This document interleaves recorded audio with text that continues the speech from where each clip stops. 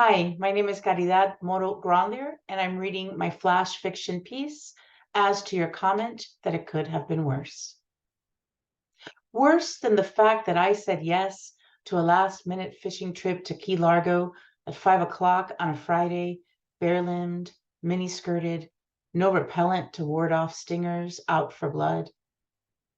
Worse than the untethered way I lived my adolescence. No cell phone or GPS, at best a couple of quarters in my purse. How I didn't say where I was going other than out.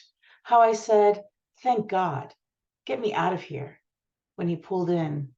How I tucked myself inside his car and kissed his cheek hello. Worse than that summer at Domino's where I took the orders he delivered. How he split his tips with me.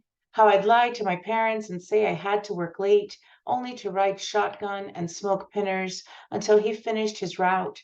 How I endured the slice and sizzle of his cracked vinyl seats, the tremble of his broken axle. How I felt safe because he called me little sister.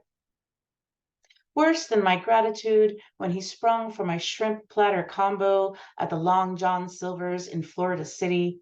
How chivalrous I thought him when he suggested the bathroom and warned me we had a ways to go. How I didn't ask where we were headed with every mile marker we passed down Card Sound Road. How I chastised myself over the foreboding in my gut, the dread that pulled in my hands when he finally pulled over, said he forgot the fishing poles. Worse than the bellow of gators in the squid ink dark. No flashlight or porch lights, just headlights fixed on a canal-lined road where his voice deepened by fathoms when he said, don't act like you thought we were really going fishing. I bought you dinner, right?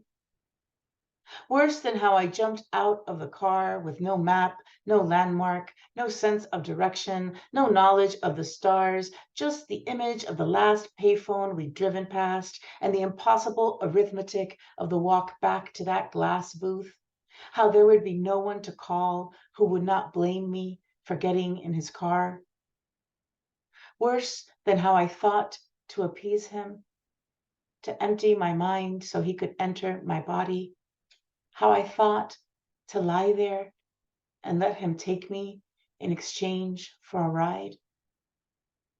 Worse than how my legs loosened when I said no, how he shoved me to the ground and loomed over me, how I tugged at the hem of my skirt as he called me a tease, a cunt, a whore, not little sister anymore, how I chanted please until he unlocked the door, how he gave me 5 seconds to get in, how I made it inside as he yelled for.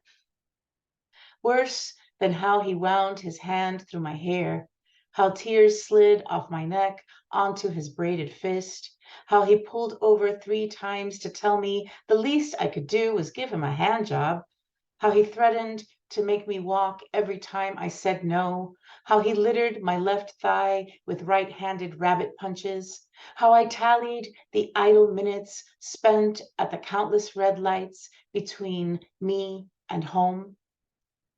Worse than how no one heard me pull in, despite how hard I slammed his door, how his tires kicked up pebbles that pierced my knees when he peeled out of the driveway, how there was no one to let me in, how I could not steady my hands to undo the lock, how the deadbolt resisted my house key.